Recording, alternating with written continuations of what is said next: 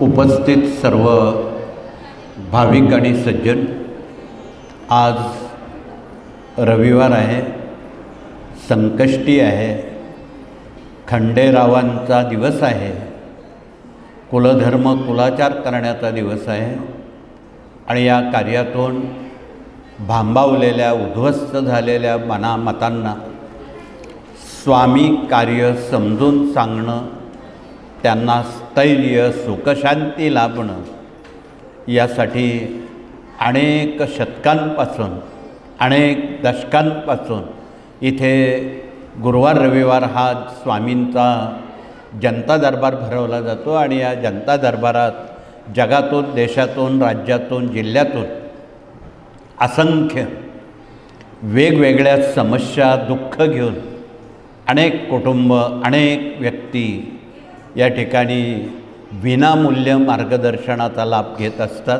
त्यापैकी आपण आहात. म्हणून आपण आपला बहुमोल वेळ चांगल्या कामासाठी खर्ची घालून, खरं तर आपण एवढ्या लांब आलेला आहात. आज विदर्भासह, मराठवाड्यासह, कोकणासह, मध्य प्रदेश, राजस्थानसह असंख्य प्रातिनिधिक स्वरूपात भाविक आलेले आहेत आणि त्यांना हे स्वामींचं कार्य देशभरात आणि देशाबाहेर पोचवण्याची जिम्मेदारीसुद्धा स्वामी देत आहेत.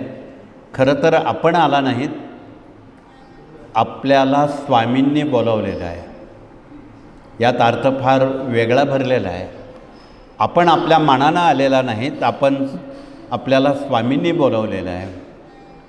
म्हणून आपण मगाशी गुरुजींनी सांगितलं, ज्यांना सेवेकरी व्हायचं आहे ते सेवेकरी होण्यासाठी आलेले आहेत. सेवेकरी होण्यासाठी ज्या भक्तीची, ज्या ज्ञानाची, ज्या कर्तृत्वाची गरज आहे, त्यावर अनमोल मार्गदर्शन इथे दिवसभरात या 18 विभागातून दिलं जातं. त्यातला पहिला विभाग मूल्य शिक्षणाचा आहे आणि आज आपल्यामध्ये आमचे गुरुजन प्रतिनिधी मूल्य शिक्षण, गर्भसंस्कार आणि शिशुसंस्कार हे विचार आपल्यापर्यंत पोचवण्यासाठी ते आलेले आहेत. प्रत्येक शाळा, विद्यापीठांमध्ये विद्यार्थ्यांना वळण लावणं, शाकाहारी बनवणं, निर्व्यसनी बनवणं, पुंडलिक बनवणं, श्रावणबाळ बनवणं याची नितांत गरज आहे. तुम्ही दुसऱ्या अर्थानं बघता, तरुण पिढी जर बिघडली, ती व्यसनाधीन झाली, या देशाला कोण वाली राहणार नाही. या देशावर परचक्र येईल. म्हणून ही नवी आणि तरुण पिढी सुसंस्कारित व्हावी, आई वडिलांचे आज्ञा पाळणारी व्हावी, कंसात पुंडलिक श्रावणबाळ त्यांच्यासारखा जीवनादर्श टिकवणारी व्हावी, तरच आपलं म्हातारपण सुखात जाईल. तुमचं म्हातारपण सुखात घालवायचं असेल तर तुमची पिढी तुमच्या आज्ञेत वागणारी असायला हवी.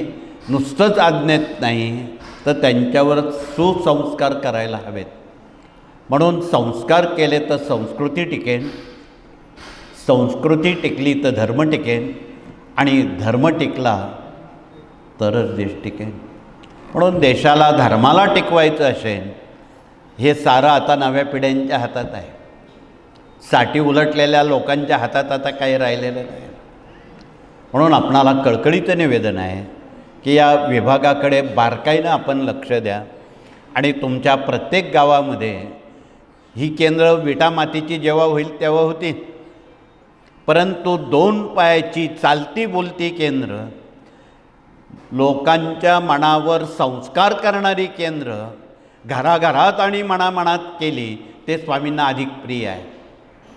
म्हणून आपण 2 पायाची चालती बोलती दगड मातीची केंद्र न बांधता अंतःकरणावर सुसंस्कार निर्माण करणाऱ्या व्यक्तींची आज भविष्यकाळात जनतेला जरूर आहे आणि ते काम या विभागातून केलं जातं आणि ते विनामूल्य केलं जातं. हे काम सहसा कोण करत नाही आपल्या मार्गाशिवाय. म्हणून देशात, जगात या मार्गाला, या विभागाला खूप मागणी आहे, आपणच कमी पडत आहोत. म्हणून या विभागातून ज्यांची इच्छा आहे मुलं घडवण्याची, शिकवण्याची, निर्व्यसनी करण्याची, त्यांना मोठं आव्हान आहे की त्यांनी या कार्याचा हेतू जनामनात सर्वत्र पोचवावा. गाव तेथे केंद्र आणि घर तेथे सेवेकरी ही संज्ञा आपण या विभागातून कृपया पोचवावी. हे पोस्टमनचं काम करावं आणि इतरांपर्यंत स्वामींचं कार्य समजून सांगावं, ही जिम्मेदारी आपण या सर्व विभागातून करावी. दुसरा विभाग या ठिकाणी प्रश्न उत्तर मार्गदर्शक प्रतिनिधीसुद्धा इथे स्वखर्चानं विनामूल्य मार्गदर्शनासाठी आलेले आहे. त्यांनी देखील आपला परिचय देऊन जनतेमध्ये अनंत समस्या आहे. आजसुद्धा इथे बसलेले अनेक पालक काहीतरी समस्या घेऊन आलेले आहेत. त्यात मुलांच्या शिक्षणाचा प्रश्न आहे, मुलामुलींच्या विवाहाचे प्रश्न आहेत, अपत्याचे प्रश्न आहेत, नोकरीचे प्रश्न आहेत, शेतीचे प्रश्न आहेत, व्यवसाय उद्योगाचे प्रश्न आहेत, आजारपणाचे प्रश्न आहेत आणि शेवटचा प्रश्न मनःशांतीचा आहे. मला वाटतं डझनभर प्रश्नांपैकी बरेच प्रश्न आपण इथे लेखी स्वरूपात आणलेले आहेत. त्यांना पेपर दिले जातात आणि कृपया आपल्या समस्या मांडताना एका पेपरवर कौटुंबिक साऱ्या समस्या आपण एकत्र मांडाव्यात. वेगवेगळे पेपर वेगवेगळ्या व्यक्तींनी घेऊ नये. कुटुंबाला एकच पेपर दिला जातो आणि त्या पेपरवर आपल्या कौटुंबिक समस्या कृपया मांडण्याचं प्रयोजन करावं. म्हणजे समजून सांगणाऱ्यांना, खुलासा करणाऱ्यांना ते सोयीचं होईल. तर पुढचा विभाग या ठिकाणी विवाह मंडळ आलेलं आहे आणि आज सर्वात अवघड प्रश्न मुलामुलींच्या विवाहाचा आहे. तर बऱ्याच कुटुंबात खंडोबा माहीत नाही, देवी माहीत नाही, गोत्र माहीत नाही, माहीत असलं तर तिथे जात नाहीत.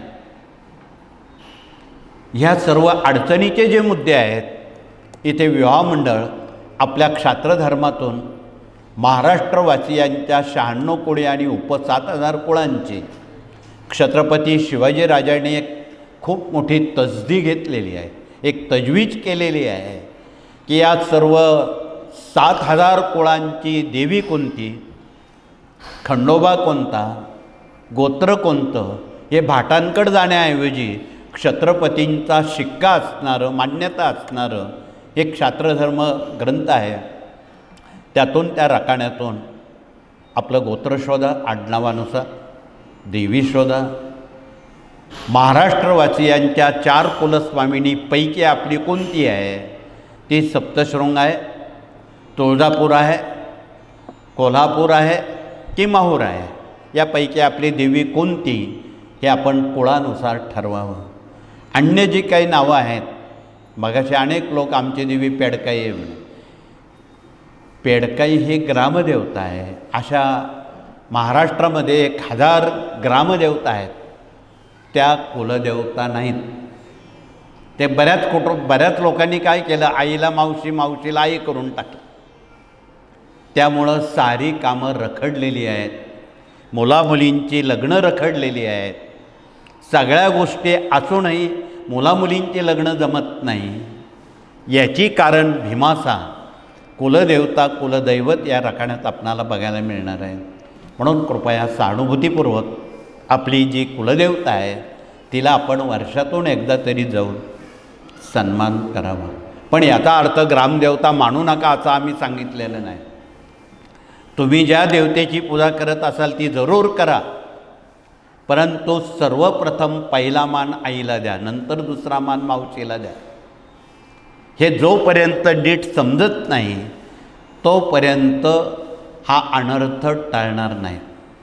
म्हणून हे जे शब्दांचे अर्थातले अनर्थ आहेत ते टाळण्यासाठी महाराष्ट्रात फक्त 4च पीठं आहेत. ती आपण नीटकी समजून घ्या. आणि महाराष्ट्रात खंडोबा 14 आहेत, ते पण आपण समजून घ्या. अनेक काही कुळांचे प्रादेशिक भागानुसार त्याची विभागणी झालेली आहे. वेगवेगळ्या भागात पूर्वी रेल्वे, दळणवळण, मोटारी, गाड्या, रस्ते नव्हते.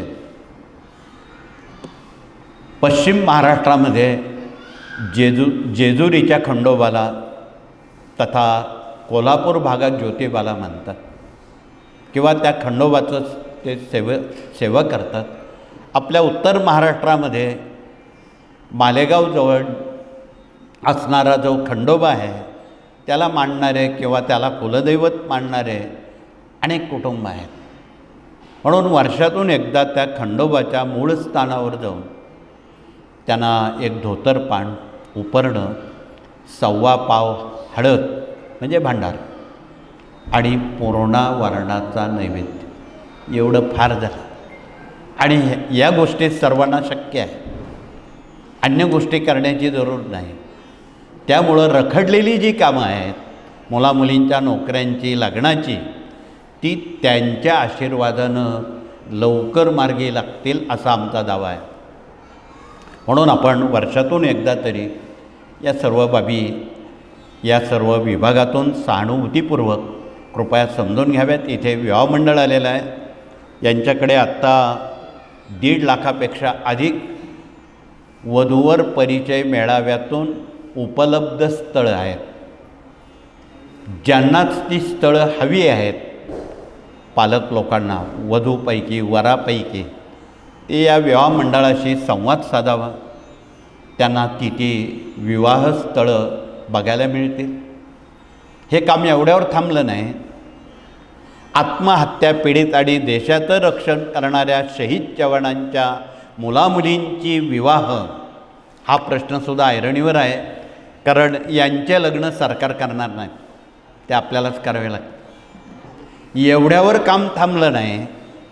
देशामध्ये, जगामध्ये, जिल्ह्यामध्ये, गावामध्ये विकलांग लोक आहेत, दिव्यांग लोक आहेत, त्यांना योग्य जोडीदार देण्याचंच कामसुद्धा या विवाह मंडळानं अंगावर घेतलेलं आहे. मधल्या काळात नाशिक जिल्ह्यातले 1130 विकलांग लोक त्यांना मिळाले आणि त्यातल्या 18 जोडप्यांची विवाह 4 दिवसात 100% मार्गी लावली, रुपयानं घेतात. त्यांचे विवाह सुखानं झालेत. आजपर्यंत कुठली कुरबूर नाही, काही नाही. ही जी कामं आहेत ही समाजात कोण करत नाही. जे का रंजले गांजले त्याशी म्हणे जो आपुले. तुकाराम महाराजांच्या उक्तीप्रमाणे हे काम बाहेर कोण करत नाही, हे आपल्याला करायचं आहे. म्हणून एक सामाजिक बांधिलकी म्हणून कुटुंबात अनेक प्रकारची जी दुःख आहेत, ती दुःख निवारण करण्याचं सामर्थ्य स्वामींनी या विभागाला दिलेलं आहे. ती कृपा त्यांनी केलेली आहे. म्हणून तिचा आपण कृपया आलेल्या भाविकांनी सहानुभूतीपूर्वक लाभ घ्यावा आणि काही असतील शंका किंवा समस्या त्या जाणून घेण्याचा प्रयत्न करावा, हे कळकळीचं आवाहन आहे. विवाह मंडळाकडे फार काम आहे. म्हणून आपण या सर्व बाबी अत्यंत वैचारिक आणि अवखळ बुद्धी न ठेवता धीरगंभीरपणे हा विवाह प्रश्न सोडवावा. उतावीळपणानं मुलामुलींची विवाह लावू नका. हल्ली उतावीळपणा पराकोटीचा वाढलेला आहे. अशी काही मुलं आहेत, मुली आहेत, आईवडिलांना न विचारता रजिस्टर लग्न लावून येतात. नशीब 6 महिनेसुद्धा ते विवाह टिकत नाही. कालांतरानं तीच जोडपी त्याच कोर्टात वादी प्रतिवादी म्हणून उभे राहतात. आणि आज घटस्फोटाचं प्रमाण 3% 50% आलेलं आहे. आमच्याकडं अनेक न्यायाधीश येते दर रविवारी येऊन सांगतात, प्रत्येक जिल्ह्यातले. ही बाब अतिशय गंभीर आहे, सर्वात गंभीर आहे.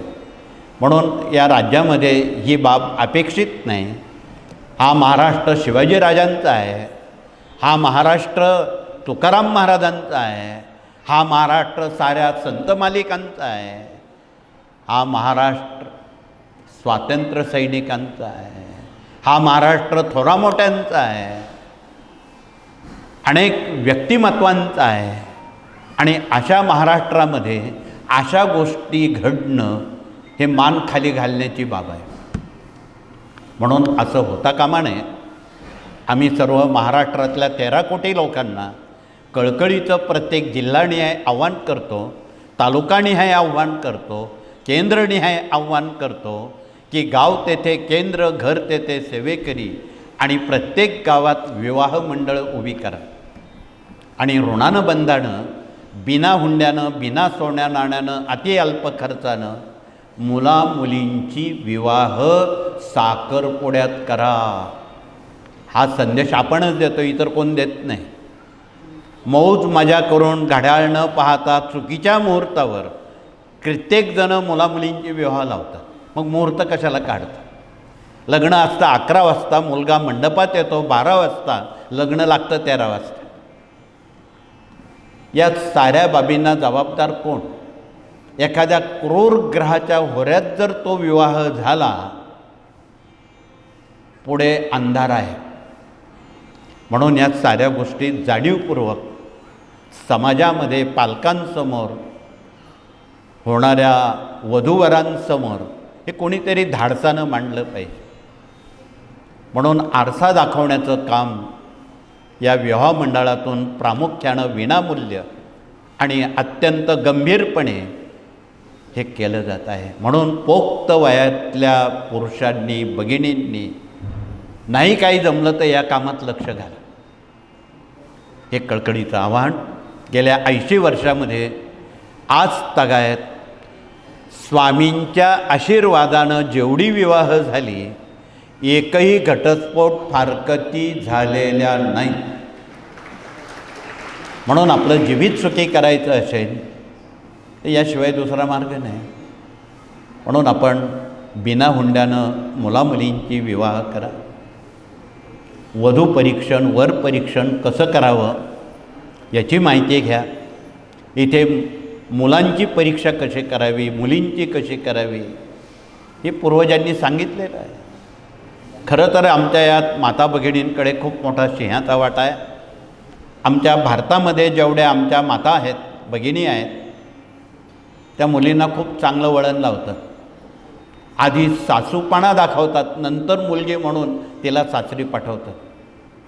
त्या मुलीला जेवता जेवता आई काम सांगते आणि आईनं ज्यावेळी काम सांगितलं अशा वेळी मुलीनं हात धुवून पटकन आईचं काम केलं तरच ती मुलगी सासरी पास होते. हा अर्थ आहे. आणि हे ज्या मुलींना कळेल त्या सासरी पास होतात. हे आता नव्या पिढीला माहीत नाही, हे कोण सांगणार नाही. म्हणून इथे बसलेल्या ज्या आमच्या माता भगिनी आहेत त्यांनी नव्या पिढ्यांना हे शिकवा. तरच हा धर्म, तरच हा देश, तरच ही संस्कृती टिकेल. अन्यथा पुढे बोलण्याचं काही कारण नाही. ते तुम्हाला आम्हाला माहीत आहे. घराचं घर पण, देशाचं देश पण नव्या पिढीवर अवलंबून आहे. त्यातही मिळाली सूनबाई चांगली तर ठीक, एखादी खट्याळ सूनबाई मिळाली, घराचं घर पण, देशाचं देश पण राहणार नाही. म्हणून या देशाचं सार सर्वस्व आमच्या माता भगिनींच्या कर्तृत्वावर अवलंबून आहे. आणि ही गोष्ट या कार्यातून विवाह मंडळाला सपोर्ट करणारा विभाग मराठी अस्मिता आणि भारतीय संस्कृती आहे. ज्या भगिनी मराठी अस्मिता, भारतीय संस्कृतीत काम करतात त्यांनी आपला परिचय द्यावा आणि इथे आलेल्या नव्या माता भगिनींना, मुलींना या धर्माचा, देशाचा परिचय करून द्यावा, मार्गाचा परिचय करून द्यावा, कुलधर्म कुलाचाराचा परिचय करून द्यावा. म्हणून हे कळकळीचं सांगणं या कार्यातून पोटतिडकीनं सांगितलं जातं. हे कोण करणार नाही बाहेर, हे आपल्याशिवाय कोण करणार नाही. म्हणून आपणाला कळकळीचं निवेदन आहे. आज भगिनी सोबत काही प्रश्न घेऊन आलेले आहेत. त्यात महत्त्वाचे 2 प्रश्न आणलेले आहेत. एक कुटुंबातली व्यसनाधीनता आहे आणि 2 डोक्यावर वाढणारं कर्ज आहे. बाकीच्या तर समस्या आहेत, पण ह्या 2 प्रत्येकी समस्या आहेत. यावर उत्तर आहे, शंकराच्या पिंडीवर पाण्याचा अभिषेक करून ते तीर्थ व्यसनाधीन लोकांना जर दिलं, महिन्याभरात सुंटे वाचून खोकला जातो आणि ते शाकाहारी निर्व्यसनी होतात. ती मुलं असोत की सदस्य असोत. हे घर बसल्या आमच्या माता भगिनींनी कृपया सहानुभूतीपूर्वक समजून घ्यावं. डोक्यावर वाढणारं जे कर्ज आहे अनामिक, त्याचं मूल स्रोत श्रीयंत्र आहे. इथे बसलेल्या अनेक भगिनी श्रीयंत्राच्या उपासक, अभ्यासक, प्रचारक, प्रसारक आहेत. त्यांनी इतरही भगिनींना हे का सांगू नये, अवश्य सांगणं. भारतातल्या, जगातल्या, अगदी अमेरिकेत असणाऱ्या आमच्या सर्व माता भगिनीसुद्धा रोज श्रीयंत्राचं पूजन करून प्रतिपौर्णिमेला स्वतः सत्यनारायण त्या श्रीयंत्रासमोर करतात, वाटीवर शिरा म्हणून. ती मराठी 5 अध्यायाची मराठी पोथी आहे. तिचं वाचन केलं जातं. वाटीभर शिऱ्याचा प्रसाद बनवला जातो. त्याला लागणारं मटेरियल तुमच्या स्वयंपाकात घरात आहेच, ते काही नवं नाही. पाटावर 3 सुपाऱ्या मांडून श्रीयंत्र पूजेला ठेवून त्या ठिकाणी पौर्णिमेला पूजन केलं जातं. तथापि ज्या भगिनी प्रतिपौर्णिमेला स्वतः सत्यनारायण करतात त्यांनी हातवरती करावेत. धन्यवाद. काही टक्केवारीत हात वरती आलेले आहेत, पण हात वरती नसणाऱ्या नव्या अनेक भगिनी आहेत. त्यांना आपण कृपया सांगा, त्यांचंही भलं होईल, त्यांच्याही घरात लक्ष्मीचा वास राहील, त्यांच्याही कुटुंबात समृद्धता येईल. हे एकमेकांना सांगितल्याशिवाय कसं कळेल? हे कृपया आपण सांगण्याचं काम करावं, हे कळकळीचं आवाहन आहे. हे बाहेर कोण सांगत नाही आपल्या मार्गाशिवाय. म्हणून आपण कृपया सहानुभूतीपूर्वक या गोष्टी सर्वतोपरी सर्वांना त्यांचं भलं होण्यासाठी आपण सांगावं, अन्य बाग नाही. म्हणून हे सर्व आपण सहानुभूतीपूर्वक मराठी अस्मितेतून देवघर देव्हारे कसे असावेत, किती देव किती टाक असावेत, आपल्या कुटुंबात पितरांचे टाक आहेत का, नसतील तर बनवून घ्या. खंडोबाचा टाक आहे का, देवीचा टाक आहे का, भैरवबाचा टाक आहे का, पितरांचे टाक आहेत का, असे 5 टाक किमान लागतात. म्हणून देवघर देव्हारा ही अत्यंत महत्त्वाची बाब आहे की आपण ज्यावेळी आपण वास्तू बांधतो त्यावेळी पहिलं आरक्षण देवाच्या देवघराला करावं. यापूर्वी बरेच घरं बांधली, ते देवाला जागाच ठेवली नाही. देवघर कुठं ठेवायचं?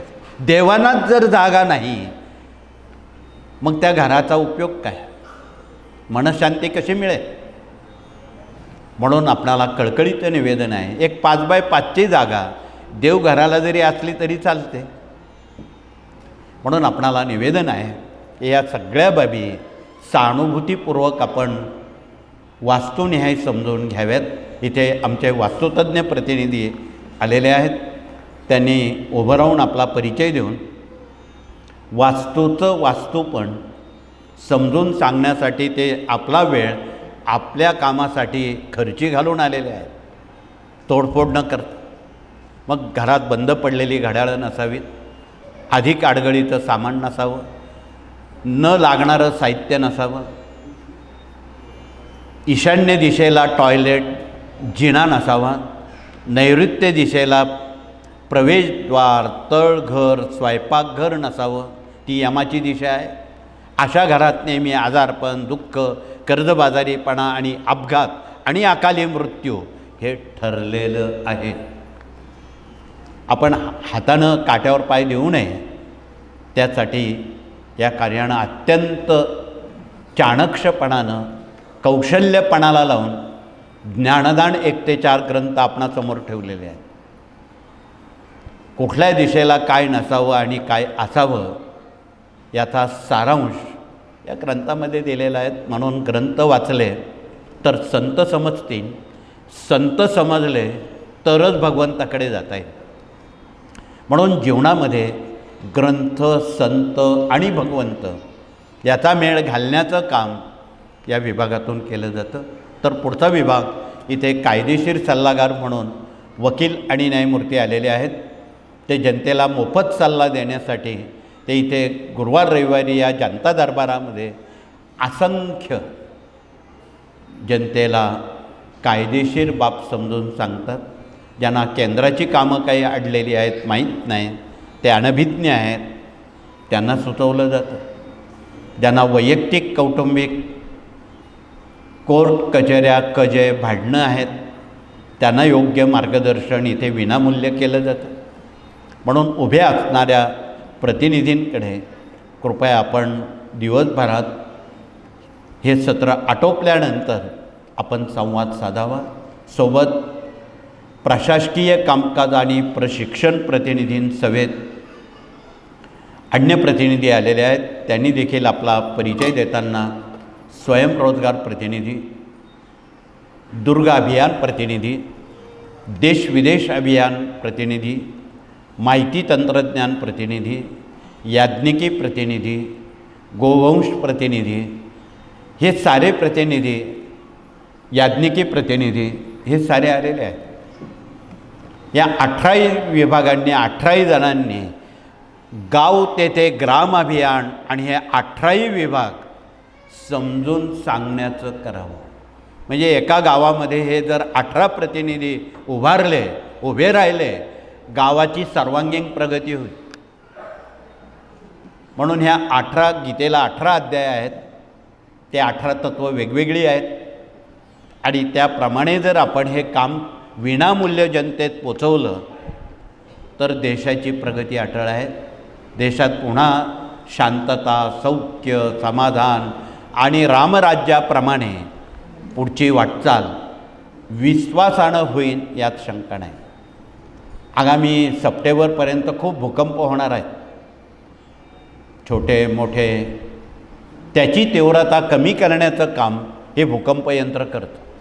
म्हणून प्रत्येक गावात याची जर स्थापना मारुती मंदिरात किंवा सेवा केंद्रात केली, पुढच्या घटना टळतील.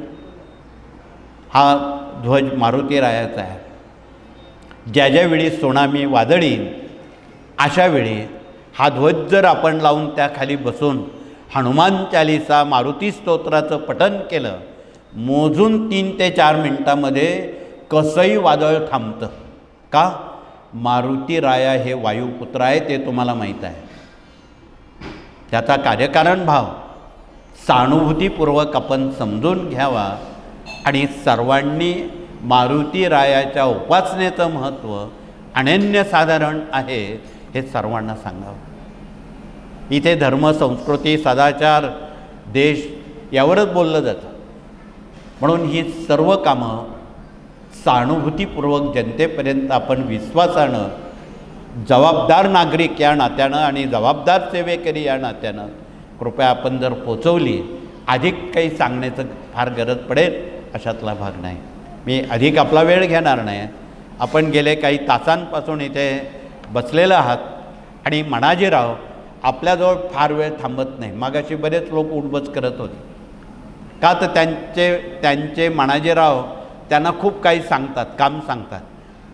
पलीकडे गेलंच पाहिजे, गावी गेलंच पाहिजे, पुढच्या तीर्थक्षेत्रात गेलंच पाहिजे, पोटात कावळे ओरडत आहेत, काहीतरी पोटात टाकलंच पाहिजे, अशी अनेक कामं मनाजीराव आपल्याला सूचित करत असतात.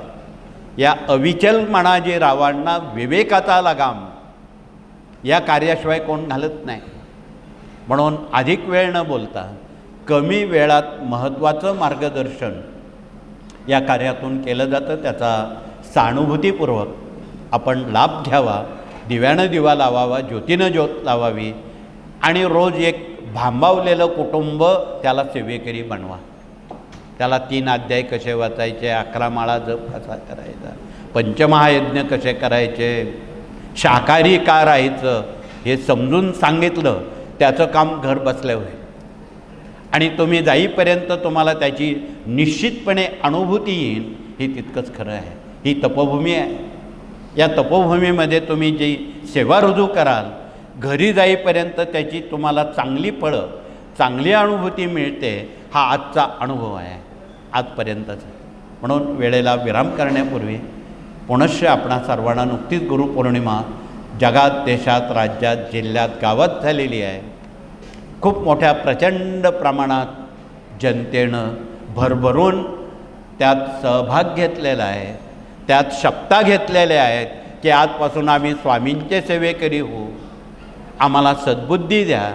आणि त्यात सद्बुद्धीनं सत्सद्विवेक बुद्धी निश्चितपणे आपल्याला चांगलं काम करण्याला संधी देईन अशी अपेक्षा बाळगतो आणि पुन्हा एकदा आपणा सर्वांना मनापासून शुभेच्छा देऊन हात जोडून आपण प्रार्थना करू. आणि प्रार्थनेनंतर सर्वप्रथम भगिनीवर्ग औदुंबरामार्गे दरबारात स्वामींना हात जोडून जागेवर बसतील. तदनंतर अर्थात येताना मौनानं यावं. तदनंतर नंबर 2च्या गेटनं पुरुष प्रतिनिधी समाधी मार्गे समाधी मठामार्गे औदुंबर आणि समाधीला केवळ वळसा घालून दरबारात येऊन आपल्या जागेवर बसतील. आज संकष्टी आहे. यज्ञभूमीमध्ये बुद्धीच्या दैवताचं अनन्यसाधारण महत्त्व प्रात्यक्षिकरित्या करून दाखवलं जाणार आहे. तिथे गणपती अथर्वशीर्ष कसं वाचावं हे आमचे याज्ञिकी प्रतिनिधी आपणाशी सांगतील किंवा संता देतील. ज्यांना गणपती अथर्वशीर्षाची संता घ्यायची आहे त्यांनी यज्ञभूमीत बसावं. विद्यार्थ्यांनी बसवलं तर अधिक चांगलं. ते बुद्धीचं दैवत आहे. आणि मधल्या प्रांगणामध्ये ज्यांना खंडोबा माहीत नाही आणि माहीत असला तर कुलधर्म कसे करावेत हे समजून सांगण्याचं काम आणि मल्हारी सप्तशती तासभर लागतो वाचायला, ते काम मधल्या प्रांगणात सुमारे 12 ते 2 या वेळेत होईल. त्याची आपण नोंद घ्यावी. आपण आता प्रार्थना करून हे सत्र या ठिकाणी थांबू. श्री स्वामी समर्थ.